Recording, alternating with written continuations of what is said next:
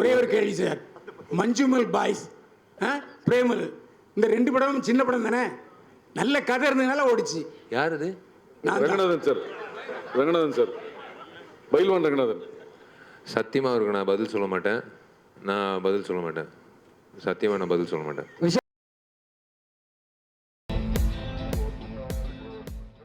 News 10 Tamil சேனலுக்கு like, share and subscribe. Thank you. உங்கள் படத்தில் வந்து எப்பயுமே வந்து ஸ்பீடு இருக்கும், ஆக்ஷன் இருக்கும், வார்த்தைகள்லாம் வந்து திருநெல்வேலி இந்த சரௌண்டிங்கில் இருக்கிறது வாழை தூக்கல அப்படின்னு இருக்கும். பட் ஆனால் இந்த ரத்தனத்தில் வந்து ஓவர் பேட் வேர்ட்ஸ்லாம் நிறைய வந்துட்டு இருக்கு. இது இப்போ இருக்கக்கூடிய ஜென்ரேஷனுக்கு நம்ம எடுத்துட்டு போய் புகுத்துற மாதிரிலாம் இல்லை, கொஞ்சம் கம்மி பண்ணிருக்கலாமோ? ஏன்னா இருக்கிறதுலயும் உச்ச வார்த்தைகள் போட்டிருக்க மாதிரி இருக்கு. இதெல்லாம் கோவத்தில் கொந்தளிக்கும் போது பேசுற வார்த்தைகள் தானே. நீங்க கேட்டது இல்லையா, வெளியில ரோட்ல ஏதாவது தகராறு நடக்கும்போது என்னென்ன வார்த்தைகள் வரும்னு கேட்டிருப்பீங்கல்ல, அந்த மாதிரி வார்த்தைகள் தான் அது. இல்ல அந்த வார்த்தைகள் தான் கொஞ்சம் கம்மி பண்ணி, ஏன்னா இருக்கிற பசங்களுக்கு நம்மளே எடுத்துட்டு போய் கொடுக்குற மாதிரி இருக்குல்ல, அப்படிலாம் கோபத்துல வரப்பெல்லாம் இருக்காது. இது வந்து நம்ம வந்து வெளியில எங்கேயுமே நம்ம போய் கேட்காம எங்கேயுமே நம்ம கேட்டது இல்லாத மாதிரி ரியாக்ட் பண்ற மாதிரி இருக்கு. 40 வருஷம் 50 வருஷமா நானும் சினிமா பார்க்குறேன். தேவையான இடங்கள்ல சில படங்கள் வந்துட்டு இருக்கு. ரோட்ல சண்டை நடக்கும்போது எப்படி களத்தில் இறங்கி வேலை செய்கிற ஆள் நம்ம எங்கெங்க என்னென்ன மாதிரி பேசுவாங்க, எந்தெந்த கேரக்டர் என்னென்ன கோவம் வந்தால் எவ்வளோ வேகமாக அந்த கோவத்தை வெளிப்படுத்தும், அந்த கேரக்டராக தான் இது பேசியிருக்க தவிர இந்த வார்த்தையெல்லாம் எல்லாம் கண்டினியூ பண்ணுங்கன்றதுக்காகலாம் கிடையாது, அந்த எண்ணமும் கிடையாது. மேடையில் நீங்கள் பேசும்போது அதான் சொன்னீங்க, வயலன்ஸ் வந்து மோகன்ராஜ் ஒரு நிமிஷம் அவர் பேசிட்டு இருக்காரு, கொஸ்டின் பதில் சொன்னதுக்கு அப்புறம் மேடையில் நீங்கள் பேசும்பொழுதும் வெட்டு குத்து அந்த மாதிரி ரத்தம் தெறிக்கிற மாதிரி அந்த மாதிரி தான் சொல்றீங்க. ஆமாங்க, நீங்க வந்து களத்துல போய் இறங்கி பாருங்க. நீங்க ஒருத்த வந்து ரோட்ல நின்று தகராறு பண்ணி ரோட்ல போற ஒரு பொண்ணை கையை பிடிச்சி இழுப்பான். உங்களால வீடியோ மட்டும் தான் நீங்க எடுக்க முடியும், உங்களால எடுத்து கேட்கவே முடியாது. கேட்டீங்கன்னா உங்களுக்கு தான் பிரச்சனை. எவன் போய் சட்டையை பிடிச்சி இழுக்கிறானா அவன் மேல தான் கேஸ் போடுறதுக்கு 10 பேர் ரெடியா இருக்கான்.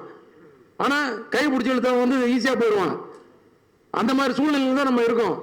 அவனெல்லாம் அடிச்சு உதைக்கிறதுக்கு ஒரு ஹீரோ வேணும். அவனு அதை நம்ம செய்ய முடியாது. நம்ம அதை வந்து நான் படம் மூலமா நான் செஞ்சிருக்கேன். நீங்க கேட்டீங்கல்ல, மீடியா வந்து சட்டை பிடிக்குமான்னு, வீடியோ எடுக்குமான்னு கேட்டீங்கல்ல, அந்த வீடியோ எடுத்து நான் வீடியோவை சொல்ல, நான் மீடியாவை சொல்ல, நான் மக்களை சொல்லிட்டு இருக்கேன். நான் நீங்கன்றது வந்து மீடியாவை சொல்றேன். இல்ல நான் மீடியாவை சொல்ல சார். அவர் இல்ல ஒரு நிமிஷம், அவர் மீடியாவை சொல்ல, வீடியோ எடுக்கிறது வீடியோ சொல்றாரு. எல்லாம் வீடியோ தான் நம்மளால எடுக்க முடியுது. நமக்கு ஆதாயம் வந்து அந்த வீடியோ போட்டு இப்படி அநியாயம் பண்றாங்க பாருங்க, அவ்வளவுதான் போட முடியுது. ஆனா அதை வந்து சினிமா மூலமா நம்ம வந்து நிறைவேற்றி காட்டுறோம். டேய் 10 பேர் வீட்டு முன்னாடி நின்றுட்டு வீட்டை உடச்சு நிற்கிற பொசிஷன்லாம் இன்னைக்கு நாட்டில் நடந்துகிட்டு இருக்கு. அதனால தான் 6330 போலீஸ் ஸ்டேஷன் நம்ம தமிழ்நாட்டில் இருக்கு. இல்லைன்னா ஒரே ஒரு ஸ்டேஷன் இருந்தால் போதும் சென்னையில் மட்டும், எங்கேயுமே நல்லது நடந்துகிட்டு இருக்குன்னா. ஸோ அது அந்த நேரத்தில் ஒரு மனுஷன் எப்படி ரியாக்ட் பண்ணுவான்? எத்தனை வெட்டு குத்து கேஸ் ஒரு நாளைக்கு நடக்குதுன்னு கணக்கு இருக்கு தெரியுமா உங்களுக்கு? இதை வந்து நாங்கள் வந்து என்டர்டெயின் பண்ணல, இதுவும் இருக்கு சினிமாவில். ஆனால் அதை மீறி ஒரு விஷயம் இருக்கும் படத்தில், என்ஜாய் பண்ணுற மாதிரி, எமோஷன் ஆகிற மாதிரி, கண் கலங்குற மாதிரி. அதையும் நான் சொன்னேனே, கண் கலங்குற மாதிரி. இப்படி ஒரு விஷயங்கள்லாம் இருக்கா? பாசம்னா இப்படிலாம் இருக்கலாமா, நேசம்னா இப்படி இருக்கலாமா, ஒருத்தருக்கு அர்ப்பணிப்புன்றது இப்படி இருக்கலாமா, இதுவும் காட்டியிருக்கோம். நான் அதையும் சொன்னேன், இதையும் தான் சொன்னேன். இது வந்து ஒரு யூத்துக்காக ஒரு ஃபாஸ்ட்டாக ஒரு பேஸில் ஒரு கதை, ஒரு ஆக்ஷன். அது இன்னொன்று வந்து ஒரு ஃபேமிலிக்காக ஒரு ஏரியா, இன்னும் சின்ன பசங்களுக்காக ஒரு ஏரியா, நல்ல காமெடி. யோகி பாபு எங்கே போயிட்டாரு, அவருக்கு இந்த மாதிரி நிறைய விஷயங்கள் இருக்குது படத்தில். வந்து வெறும் வெட்டு குத்துலாம் பண்ணுறாள் நான் கிடையவே கிடையாது. முதல் படத்துலேருந்து இன்னைக்கு வரைக்கும் வெட்டு குத்தும் இருக்கும், ஆனால் கொஞ்சம் ஆறில் கொஞ்சம் தூக்கலாக இருக்கும். இப்போ இதுலேயும் கொஞ்சம் தூக்கலாக இருக்கும். அது ஒன்று நான் சொல்லிக்கிறேன், ஏன்னா நான் முதலே சொல்லிடுறேன். நான் கரெக்டாக நான் வந்து இப்போ வந்து மறைக்கல, நான் முதல்ல சொல்லிடுறேன், ஓட்டும் காட்டியாச்சு. நீங்கள் பேசும்போது அந்த கிளைமேக்ஸ் தெரிஞ்சுது, அவ்வளோ வேகமாக இருந்தது. நிறைய படம் ஸ்பீடாக தான் இருக்கும் உங்கள் படம், இந்த படம் அதை விட பயங்கர ஸ்பீடாக இருக்கும் போல் இருக்குது. இந்த படத்தில் எல்லா படத்தையும் தாண்டி என்ன ஸ்பெஷலாக இருக்கும்? ஸ்பெஷல் நான் சொன்னேன் இல்லையா, முதல்ல வந்து நிறைய வந்து ஒரு ஆக்ஷனுக்கு வந்து ரீசனபிள் ஆக்ஷனாக இருக்கும். அதுதான் ஸ்பெஷலாகவே நான் சொல்லுவேன். ஏன்னா ஆக்ஷன் படம் இப்போ வந்து ஒரு போலீஸ் படம்னு எடுத்தால் போலீஸோட எக்ஸ்க்ளூசிவாக பண்ணணுன்னு நான் கொஞ்சம் போராடி நிறைய விஷயங்களை கேதர் பண்ணி, அதான் ஆடியன்ஸை வந்து ரெஸ்பெக்ட் பண்ணுறது தான். அது அவங்க வந்து ஒரு இன்ட்ரெஸ்ட்டாக ஃபாலோ பண்ணுறதுக்கு எவ்வளோ கேதர் பண்ணணும். அதே மாதிரி ஆக்ஷன் வரும்போது எவ்வளோ நம்ம வந்து அதை வந்து இன்ட்ரெஸ்ட்டாக கொடுக்குறோம். ஏன்னா ஆக்ஷன்றது ஆனால் மக்களுக்கு கண்டிப்பாக தெரியும், இது கன்ஃபார்மாக இது வந்து ஒரு சினிமா தானே தெரியும். அதை வந்து எவ்வளோ இன்ட்ரெஸ்ட்டாக கொடுக்குறோம், எவ்வளோ யதார்த்தமாக கொடுக்குறோம், அது உண்மையிலே அந்த ஆக்ஷன் தேவையானதாக ஆக்குறோம் ஸ்க்ரீன் பிளேல. இது வந்து தேவை. ஒருத்தர் வந்து இந்த மாதிரி ஒரு அநியாயம் பண்ணும்போது எடுத்து மிதிக்கணும்டா தூக்கி போட்டு நமக்கு தோணும். அது நம்ம ஒரு ஹீரோ மூலமாக நம்ம மனசில் உள்ள கொந்தளிப்பெல்லாம் வந்து சினிமாவில் வந்து நம்ம ஹீரோ மூலமாக ரத்னம் மூலமாக அது ரத்னம் விஷால் மூலமாக அப்படி போயிட்டே இருக்கும். அது அவ்வளோதான். விஷால் சார், ஏப்ரல் 26ஆம் தேதி விஷால் சார் இங்கே ஏப்ரல் 26ஆம் தேதி ரத்னம் படம் வர மாதிரி இருந்தது. அது கூட வந்து அரண்மனை 4 வர மாதிரி இருந்தது. நீங்கள் சில கேள்விகள் கேட்டீங்க, சில கோவப்பட்டீங்க. இப்போ அரண்மனை 4 May 3 போயிருக்கு. அந்த அரண்மனை டைரக்டர் வந்து உங்க ரொம்ப நெருங்கி நண்பர் சுந்தர் சி சார் தான். அவருக்கு என்ன அண்ணன் நண்பர் இல்லை அண்ணன். அப்போ அவருக்கு ஒரு வருத்தம் இருக்காது, அவருக்கு என்ன சொல்ல வரீங்க? ஐயோ, நான் வந்து தள்ளி போக சொல்லி நான் சொல்லலைங்க. எனக்கு அந்த அதிகாரம் இல்லையே. நான் யாருங்க இன்னொரு படம் தள்ளி போக சொல்றதுக்கா? நான் அந்த மாதிரி பயன்படுத்தவே முடியாது. நான் அந்த மாதிரி பாவம்லாம் பண்ண மாட்டேங்க. எல்லா படமும் ஓடணும். காம்படிஷனில் வந்து 8 லைன் ஏன் போடுறாங்க? 100 மீட்டர் ரேஸில் எதுக்கு ஒருத்தர் மட்டும் ஓடல? உசேன் போல்ட் மட்டும் ஓடினா நீங்கள் பார்ப்பீங்களா? 8 பேர் ஓடுறதுல உசேன் போல்ட் ஜெயிக்கிறது தான் நம்ம சுவாரஸ்யமாக பார்க்குறோம். அந்த 100 மீட்டரில் அந்த 10 செகண்ட் வந்து எப்படி பார்க்குறோம்? அது மாதிரி தான் சினிமா துறையில் வந்து காம்படிஷன்ன்றது தவிர்க்க முடியாத விஷயம். சோலோ ரிலீஸ் கிடைக்கிறது வந்து ஒரு அபூர்வமான விஷயம். இப்போ மார்க் ஆண்டனி செப்டம்பர் 15 கிடைச்சிச்சு, அந்த மாதிரி ஏப்ரல் 26 கிடைச்சிச்சு. இப்போ நான் சொன்னதுனால தள்ளி போச்சுன்னு அப்படிலாம் நான் எனக்கு தெரியாதுங்க. அவங்க கிட்ட தான் நீங்கள் கேள்வி கேட்கணும். நான் என்னால் வந்து நான் யாரும் தள்ளி போங்க, தயவு செஞ்சு எல்லாரும் விலகுங்க, நான் மட்டும் ஜெயிக்கணும் அப்படியெல்லாம் என்றைக்குமே நான் யோசிச்சதே கிடையாதுங்க. நான் சத்தியமாக அந்த மாதிரி யோசிச்சதே கிடையாது. எல்லாரும் ஜெயிக்கணும், எல்லாரும் சந்தோஷமாக இருக்கணும், எல்லா தயாரிப்பாளர்களும் சம்பாதிக்கணும், எல்லா இயக்குனர்களும் ஜெயிக்கணும், எல்லா புதுமுக நடிகர்கள்லேருந்து பெரிய நடிகர்கள் வரைக்கும் எல்லாரும் நான் ஜெயிக்கணும். Hari sir, Vishal sir, Hari sir, நீங்கள் வந்து கமர்ஷியல் படங்கள் 22 வருஷமாக வந்து பண்ணிட்டு இருக்கீங்க. கமர்ஷியல் ஃபிலிம் மேக்கிங்கோட அப்ரோச் இப்போ உங்களுக்கு உங்களுக்கு எப்படி வந்து சேஞ்ச் ஆயிருக்கு? 2005 அது எப்படி இருந்துச்சு, 15 எப்படி இருந்துச்சு, இப்போ எப்படி இருக்கு? See, the same underline ஒரு விஷயம் இருக்கு, எமோஷன்ஸ். இப்போ நம்ம குடும்பத்தில் நடக்கிற விஷயங்கள் இருக்குல்ல, அது வந்து என்றைக்குமே வந்து நம்ம குடும்பத்தில் ஒன்று, இவர் குடும்பத்தில் ஒன்று, அவர் குடும்பத்தில் ஒன்று, அப்படியெல்லாம் இல்லை. இப்போ இங்கே இருக்கிற அத்தனை பேரோட குடும்பங்களில் ஒரே விதமான ஒரு எமோஷன் ஓடும். அது சண்டைகள் இருக்கலாம், அது எமோஷ்னல் விஷயங்களாக இருக்கலாம், சில வந்து சம்பவங்களை சந்திக்க வேண்டிய சூழ்நிலைகள் சந்திக்க வேண்டிய விஷயங்களாக இருக்கலாம். இதெல்லாம் வந்து நாங்கள் ஏன் வந்து அதான் சார் சொன்ன மாதிரி we take a leaf out of reality எங்கிட்டேருந்து வருதுன்னா, நாங்கள் நியூஸ் பேப்பரில் படிக்கிற விஷயங்கள், நாங்கள் டிவியில் படிக்கிற விஷயங்கள் தான். சும்மா வந்து கற்பனையாக ஏலியன் மார்ஸில் நடக்கிற விஷயத்தெல்லாம் நாங்கள் திரைப்படமாக பண்ணுறதில்ல. இங்கிட்டு நடக்கிற தமிழ்நாட்டில் நடக்கிற விஷயங்கள் தான் நம்ம வந்து பண்ணுறோம். ஆனால் நீங்கள் சொன்ன மாதிரி மாற்றங்கள் வந்து டெக்னாலஜியில் மாறலாம், ஆனால் எமோஷன் எப்போவுமே மாறவே மாறாது. ஒரே ஒரு எமோஷன் தான். அது வந்து லவ்வாக இருக்கட்டும், அது வந்து பெற்றோர்களோட ஒரு ரிலேஷன்ஷிப்பாக இருக்கட்டும், அது ஒரு புருஷன் பொண்டாட்டி மத்தியில் இருக்கட்டும், எதுவாக இருந்தாலும் எமோஷன் இஸ் த சேம். அதை எப்படி வந்து இன்னைக்கு இருக்கிற நீங்கள் சொன்ன மாதிரி டெக்னாலஜி வைஸாக வந்து ஒவ்வொரு திரைப்படம் வந்து காட்டுறாங்க. இந்த இன்ஸ்டாகிராமில் அதில் வந்து சோஷியல் மீடியாவில் முக்கியத்துவம் கொடுக்குறாங்க. அதெல்லாம் வளர்ச்சி நம்ம பார்த்துருக்கோம். இப்போ சினிமாலேயும் வளர்ச்சி வந்து ஓடிடி எப்பயோ சொன்னார் கமல் சார். அது அவர் சொல்லும் போது எல்லாரும் வந்து அவர் வந்து ஒரு வழியாக்கிட்டாங்க. ஆனால் அவர் சொன்னது தான் இன்றைக்கி நடக்குது, ஓடிடி பிளாட்ஃபார்ம்.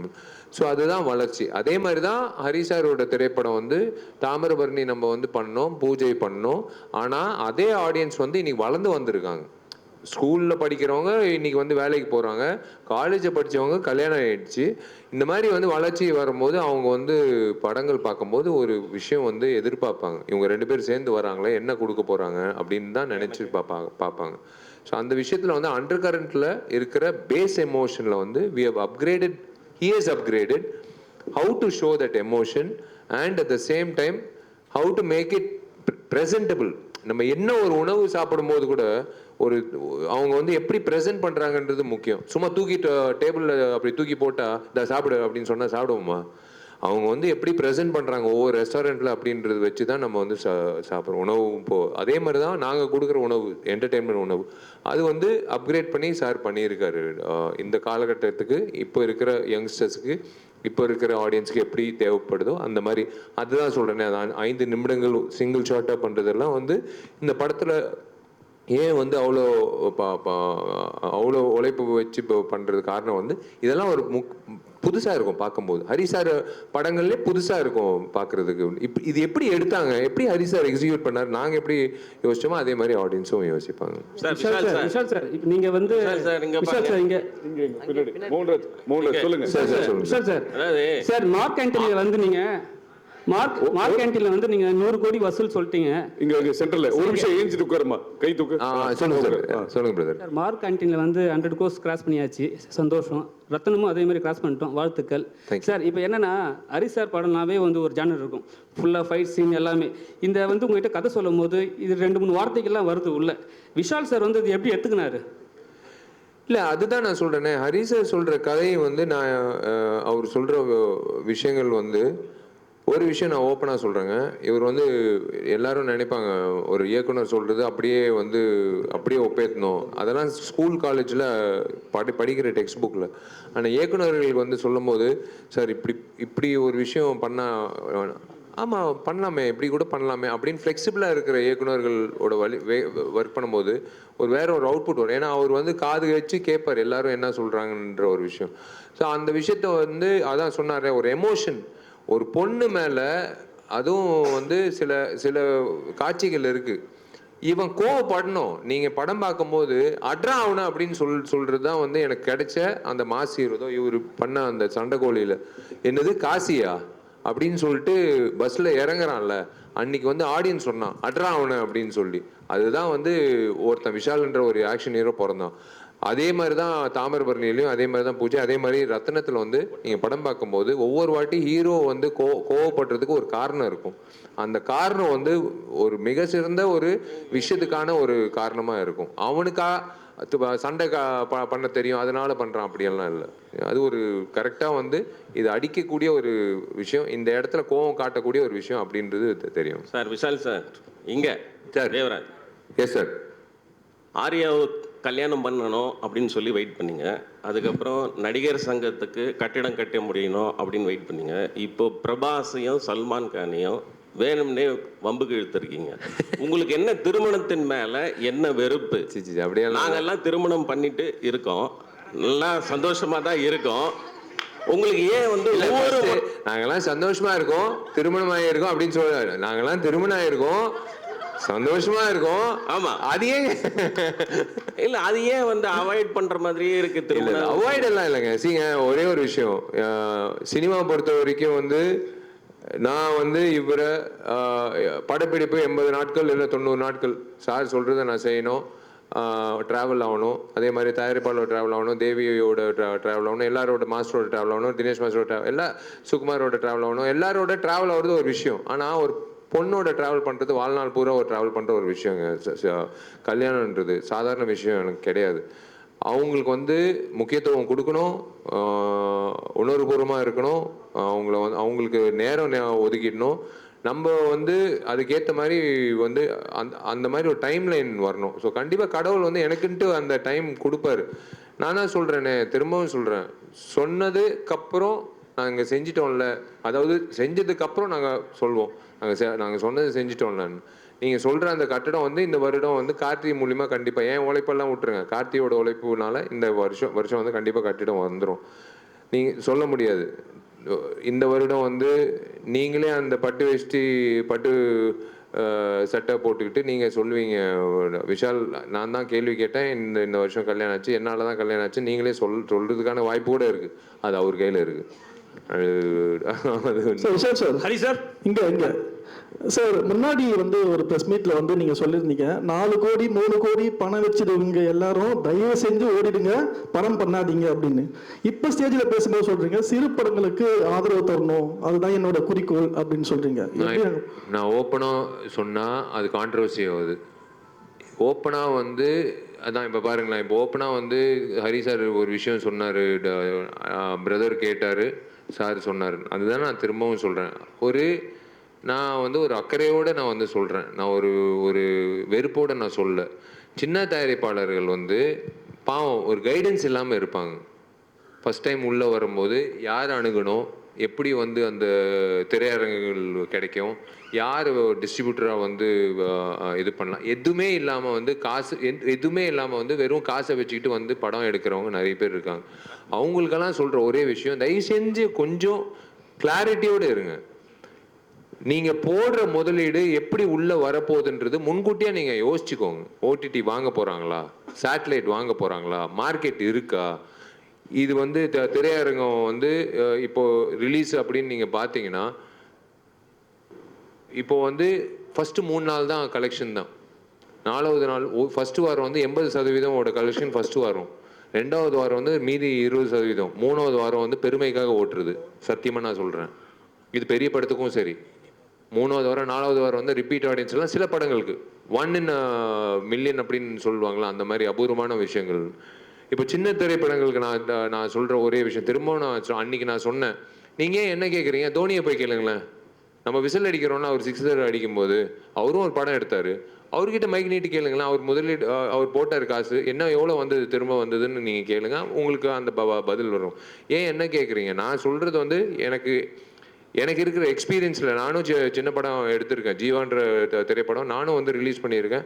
கரெக்டாக ஜெயலலிதா அம்மா வந்து அரெஸ்ட் ஆனாங்க, எல்லாம் திரையரங்கத்தை மூடுங்கன்னு சொன்னாங்க. போச்சு எனக்கு காசு, அப்படியே போச்சு. எனக்கு 4 கோடி போச்சு, 4 கோடி 5 கோடி போச்சு.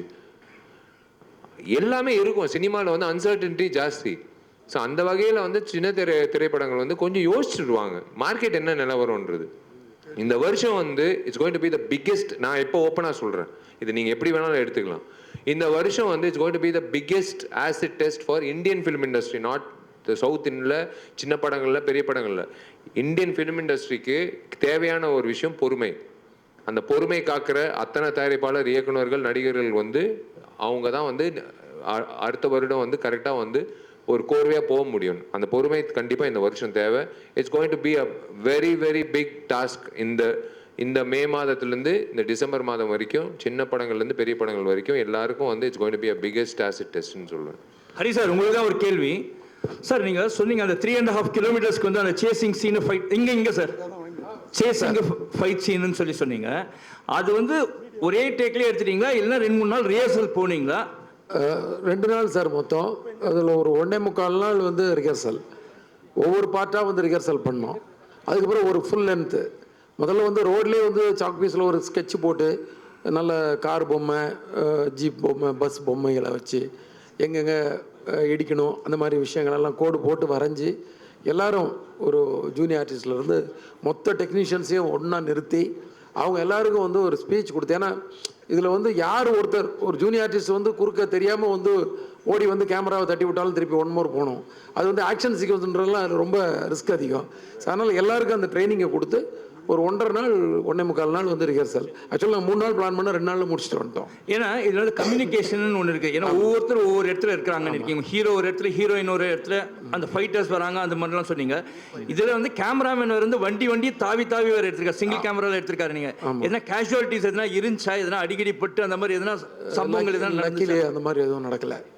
ரொம்ப எல்லாருமே வந்து சேஃபாக எஸ்கேப் ஆகிட்டோம். சார் ஹரி சார் இந்த படத்துக்கு ரத்னன் பேர் வச்சிருக்கீங்க.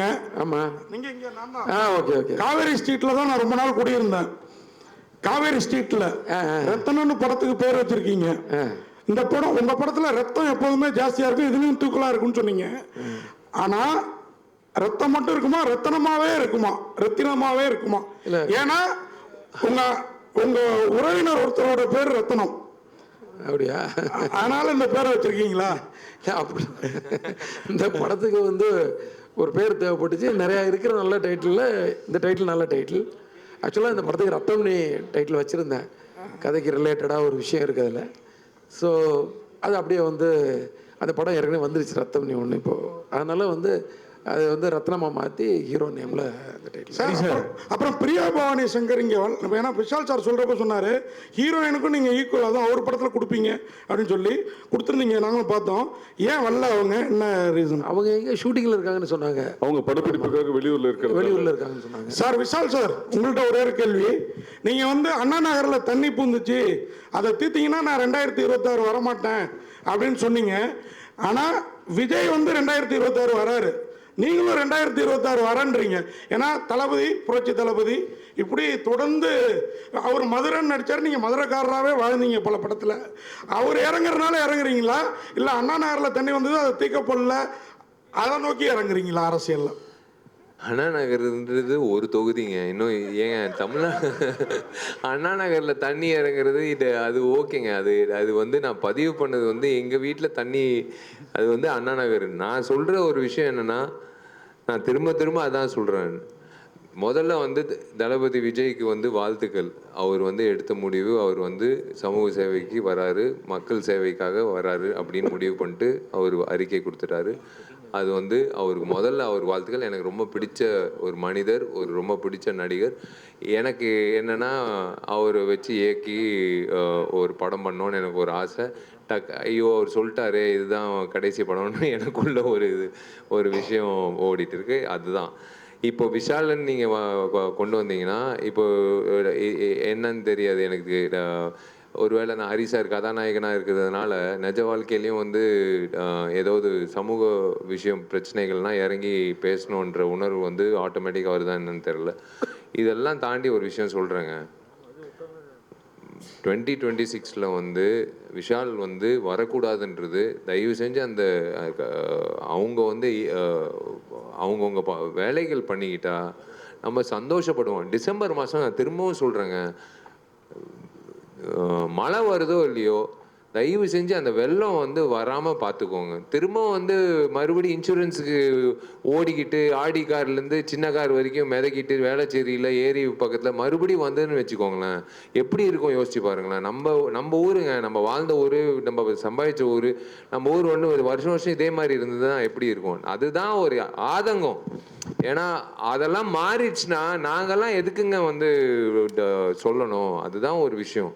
ஸோ ஒரு சமூக சேவை செய்கிறதுக்கு அவங்கெல்லாம் ஒரு உணர்வோடு நான் செயல்படும் போது நாங்கள்லாம் வந்து ஹரி சாரோட அடுத்த திரைப்படம், அதுக்கு அடுத்த திரைப்படம் அதில் வந்து எப்போ வாய்ப்பு கொடுப்பாருன்னு நாங்கள் ஏங்கிட்டு இருப்போம். அதுதான் நான் எங்களோட வேலை. இல்லை சார், நான் கேட்க வந்தது அதுதான். அண்ணா நகருக்கே தண்ணி வந்துருச்சு. அதாவது அண்ணா நகர், அடையாறு, காஸ்ட்லி பீப்புள் அங்கேயே வந்துருச்சு, மற்ற ஏரியாவில் ஜாஸ்தி வந்திருக்கும் அப்படிங்கிற ஃபீலிங்கில் தான் நீங்கள் சொன்னீங்க. நீங்கள் சொல்கிற விஷயம் எல்லாமே முன்னாடி கூட நீங்கள் அந்த ப்ரெஸ் மீட்டில் சொன்னது 200 படம் நிற்கிது இப்போதைக்கு, சின்ன படங்கள் வேண்டாம், அதெல்லாம் ரிலீஸ் ஆகட்டும், அப்புறம் உங்க காசை போடுங்கிற மாதிரி தான் சொன்னீங்க அந்த பிரஸ் மீட்ல. கண்டிப்பா. ஆனா புரிஞ்சிக்கப்படுறது தப்பா இருக்குது. அதனால தான் நான் இந்த கேள்வி. இல்ல அப்படி இல்லைங்க. சின்ன படங்கள் வந்து ஒரு திசை இல்லாம போயிட்டு இருக்குல்ல.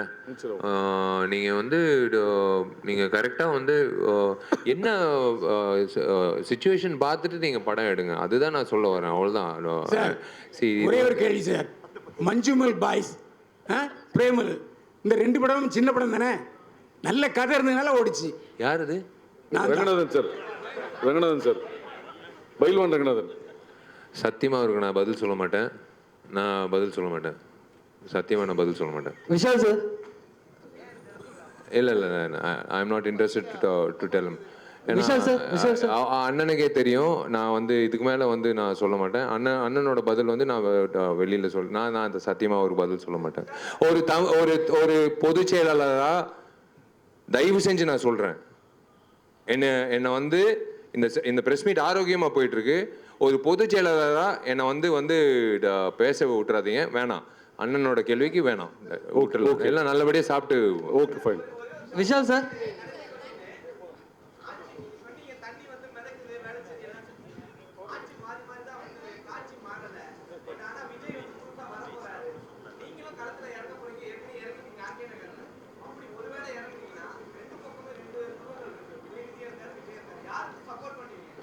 ஏங்க ஒருத்தருக்கு நல்லது பண்றதுக்கு ஏங்க சப்போர்ட் வேணும்? நீங்க பண்ணிட்டு போயிட்டே இருங்க. சப்போர்ட் எல்லாம் வந்து அவங்க வந்து ஒரு ஈக்குவேஷனு, காம்பினேஷன், பர்மிட்டேஷனு, இந்த கான்ஸ்டியூன்சியில் இவரை நிப்பாட்டினா அதெல்லாம் அப்படியெல்லாம் யோசனை இல்லைங்க. நான் நல்லது பண்ணணும், அவ்வளோதான். அந்த நோக்கம் தான். இவங்க சப்போர்ட் வேணும், அவங்க சப்போர்ட் வேணும், அந்த மாதிரி வந்து எடுத்த உடனே வந்து அந்த மாதிரி எல்லாம் யோசிக்கிறது இல்லை. பண்ணணும், அவ்வளோதான், நல்லது பண்ணணும். ஓகே, அனைவருக்கும் நன்றி, வணக்கம். அதாவது சாப்பாடுக்கு டைம் ஆகிட்டு இருக்கு. Hi, this is Minna. Like, share, subscribe, News 10 Tamil.